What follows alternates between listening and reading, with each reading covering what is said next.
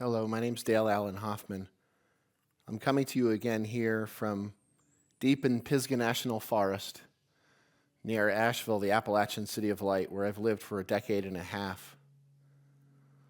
It's a very warm day in an open clearing. I'm probably spiking the camera with too much light right now, the intensity of the sun, I'm sweating, and I'm 100% completely grateful. I'm making this video specifically to invite you to spend some time with us here in Asheville, July 22nd through 24th of this year, 2016, for our Sacred Fire of Isis-Magdalene weekend retreat. We're holding this retreat at the Center for Art and Spirit in West Asheville. An amazing space within an Episcopalian church with hardwood floors, an amazing healing space. Toning in there and breath work in there is unlike anything that I've ever experienced, except maybe out in these caves and caverns here in the mountains. My dear Isis-Magdalene, Loretta, and I will be co-facilitating this retreat. She'll be much more involved than ever. She's always been involved in the breath work, etc.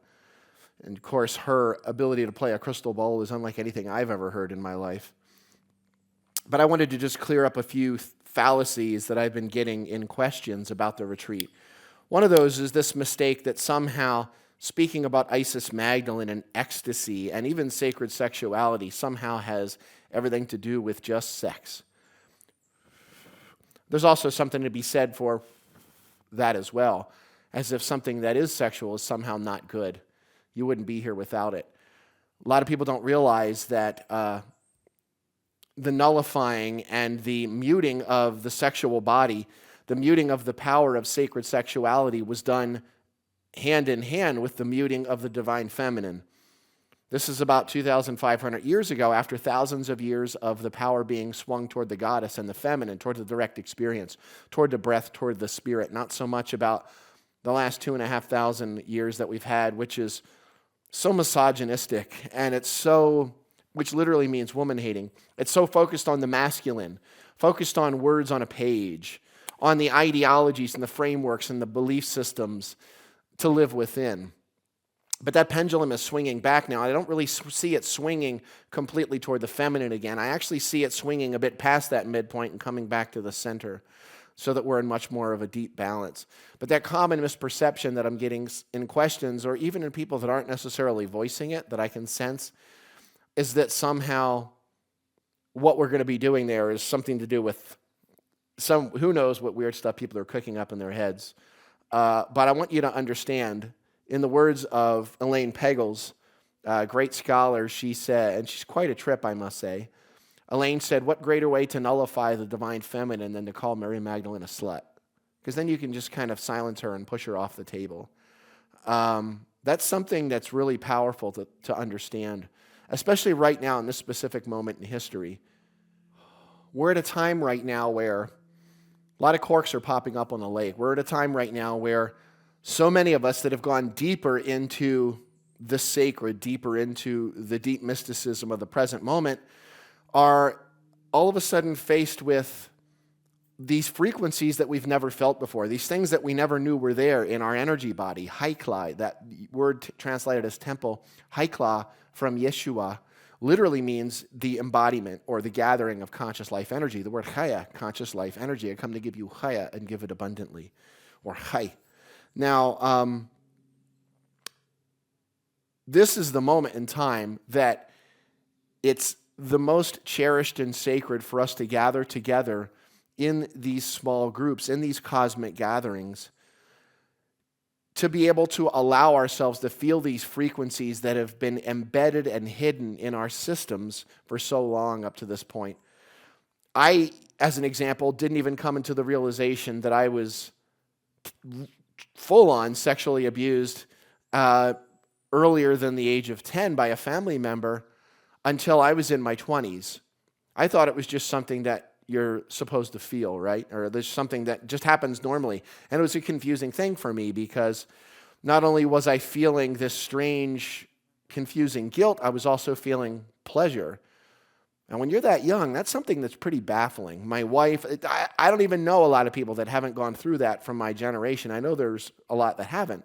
And again, this retreat is not necessarily about that. It's about simply allowing ourselves to shine. Because as Marianne says, Marianne Williamson in Return to Love, I said this in my last couple of videos, it's not necessarily our shadow or our darkness that we're afraid of, it's the light. Why? Who am I to be talented, fabulous, and gorgeous? It's the light, in truth, that shows us those things that we can't normally see on a regular, everyday basis.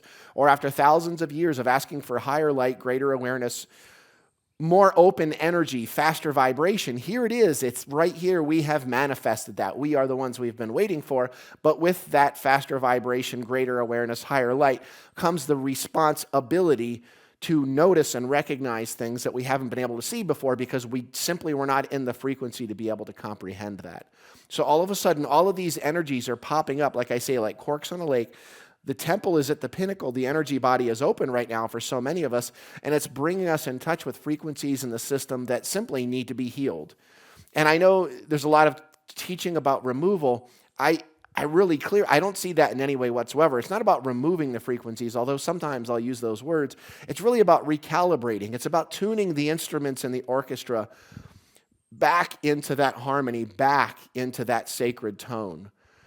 This is done in the Isis-Magdalene teachings in a way that I've never seen before. And interestingly enough, I've never seen anybody that's ever taught the Aramaic, Egyptian / sometimes Coptic, and Isis teachings of, Magdalene and Isis, of that sacred divine feminine, of the bridal chamber, what that really means, which is that space between the non-manifest and the manifest, the light and the dark, the positive and the negative. In that balance between the past and the future, completely in the present moment, that's called the bridal chamber. And it's a place where you're nowhere and now here simultaneously, or you're everywhere and you're right here at the same time. You exist, you're so fully, wholly present, and yet you have no identity. And in that space, the result of that space, as I mentioned in my last video, Isis-Magdalene and the seventh generation of light, you should watch that one. From that space, the result is Ra, or Horus, or the only begotten, or Christos. The word Christos would be the equivalent for that in Greek. Nice. So we've totally and completely, in the words of Joseph Campbell, mistaken mythological archetypes as being references to historical facts. So what do we do with it? For me, the primary focus of my work at this point in time, above all else, is simply, though not necessarily always easily, bringing our awareness back to frequency and vibration, bringing it back to ruach, in the Yeshua teachings. The word translated as spirit, which also means breath, energy, magnetism, electricity, all these different manifestations of heartbeat, drumbeat, sound, tone, whoa, whoa, whoa, whoa, whoa, vibration and frequency, wind. Our sensation, our feminine sensation, rather than the physical vibration itself, our feminine sensation or awareness of these frequencies is called ruach.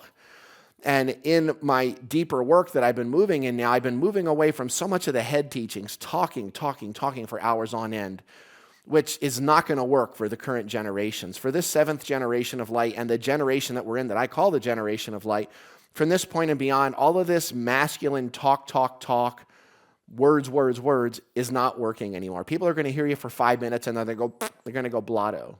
Why? Because it's about teaching people to open the energy body.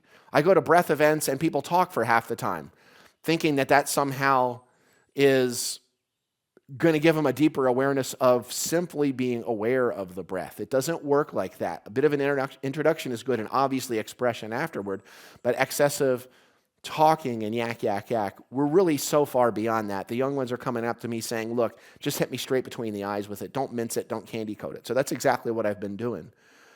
We consistently mistake mythological archetypes as being references to historical facts, in the words of Joseph Campbell. And we look at the mythology of the Magdalene story along with Yeshua, and we're looking at the stories thinking that's where it's at. And I said in the last video, mistaking the Holy Grail as being physical human blood, not realizing that the word blood in Yeshua's language, Aramaic, Dhamma, means essence. The Grail is your essence. What you're looking for is what is looking. It's not a physical bloodline. It's so great to look for something outside of yourself, but let me tell you, there is no thing outside of you because there's only one, and that's you. What you are looking for is what is looking. In the words of St. Francis, I say it all the time. In the workshop specifically, we're going to be intentionally, consciously, not only invoking and inviting the presence of Maria, of Iset Ise, which is mistranslated today or mispronounced as Isis, and bringing in Mother Maria, Mother Mary, these divine feminine icons. And there's so many. Kuan Yin, you can go on. We're going to be having a specific altar just for these energies, for opening that sacred heart, for opening the divine feminine, and having a very specific, gorgeous, inviting experience on Friday night to open not only that altar, but the altar within our own space, the altar within our own heart, to open ourselves to the divine feminine and invite these divine beings in with us, which is everybody that's around me that knows me on a personal level knows that I don't do this alone. I'm surrounded at all times by beings. If you don't like it, tough. I can't do what I do without that. And literally the way I even see it is that it's like I'm reaching back, not one dimension, two and sometimes three dimensions, and pinching the tip of that dimension and pulling it in, popping it to my third eye, and whoa, the vortex opens. It's something that we all have the ability to do. I'm not really wholly there in the process. What we're going to be doing is getting people into that space. We're going to show you exactly not only how I do that, but exactly how we bring ourselves into the bridal chamber through the breath, through the vibration, through toning. And we're going to go very, very deep into this space. There's going to be a lot of silence. There's going to be a lot of stillness, a lot of awareness of what's around.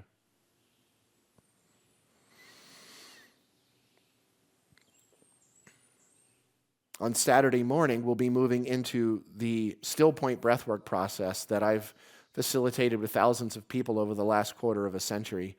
And there's so many different breath processes that I've tried. I've tried all kinds of, stick your finger up the nose and all that stuff, which are, some of them can be very powerful.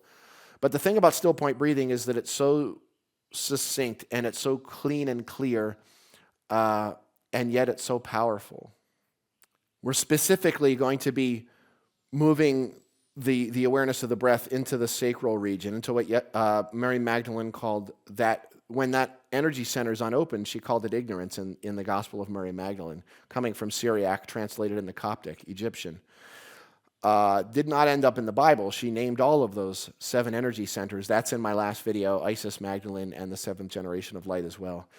I'm going to be working side by side with my Magdalene, Loretta, my Magdalene, that beautiful being of light 50-50 beside me, to show you exactly not only what the ancient teachings and philosophy say about the 7 devils, demons, vices, chakras, voices, all these different words that we can come up with, of course mistranslated as something bad, demons, devils, etc., which is what men do. What they all say and how they line up specifically in the ancient Magdalene teachings, and also the use of the tones like Ra, drawn up the central pillar, drawn up what's called the midbar in Aramaic, which was translated as desert. It's that raw, vulnerable state of being where your physical body drops. It's simply the energy body and the tower and fortress leading to the throne.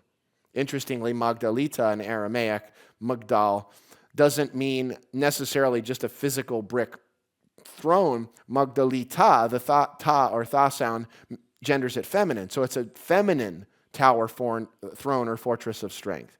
So it's not a physical lining of bricks like Yeshua climbing to the pinnacle of the temple. Doesn't mean that he climbed on a tower. What that's saying, where's the temple? Right here, the pinnacle of the temple is the opening of the energy body. Isis, or should I say Magdalene, means tower, fortress, or throne of feminine strength. Isis means tower, fortress, or throne of feminine strength. Working with those 7 feminine voices, opening those, bringing those into the alignment through the breath, through the vibration, is something that was completely wiped off the table in early Christian teachings. And if you read 6 books about Mary Magdalene, you'll get something different in every one, and each one says it's correct. Okay? And the central issue is that people are mistaking mythological archetypes as being references to historical facts. They're still teaching the story. Some people have moved beyond that. Tom Kenyon's a great example. Tom's been able to move beyond the physicality of the story, knowing that it's just a dream anyway. Okay? That it's not about the story. The map is not the terrain. But I've never offered these publicly before, only in personal one-on-one mentorships that I've done, which I'll be doing a few more of, but we're going to kind of kick a few of those into high gear where people are working with me one-on-one for 6 to 12 months. We'll be doing that later this year. So we're going to bring those into alignment. The central key in this retreat is how to remain open and clear in all situations, not holding on or having some kind of strength or having this strange belief in protection, that you need to protect yourself, that you need to shield yourself, that you need to do anything of that nature. There's nothing to shield yourself or protect yourself from. People say, what about all these demons, blah, blah, blah. If your body is open and your frequencies are aligned and you're in balance, there's nothing for any of those to hook into anyway. And the shielding and the blocking of that, which is such an old, new agey, stodgy, dusty old book kind of teaching now, it's just there for the people that still have that fear in them that they need to block. Because even setting yourself up to block some kind of energy like that is inviting and manifesting that right now, right here in the present moment. So our focus is going to be on allowing ourselves to feel whatever's up in the moment, keep the temple open, moving beyond that drug of being hooked, the addiction of being hooked, and sort of biting onto that hook, and allowing ourselves to feel ecstasy and joy. As soon as you say ecstasy and joy, a lot of people turn away.